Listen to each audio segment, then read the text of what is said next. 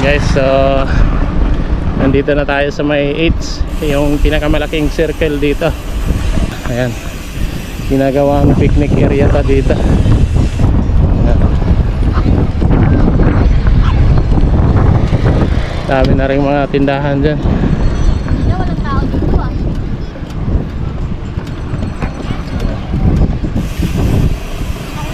Ito yung tumbok pagkagaling ka ng ano, diniretso mo yung kalsada mula doon sa kanto ng Vista Mall.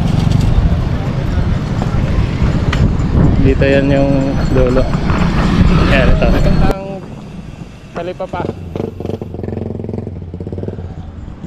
Ito, diretso natin to, kalsada na to. Hindi pa natin nadaanan to, so ikutan natin.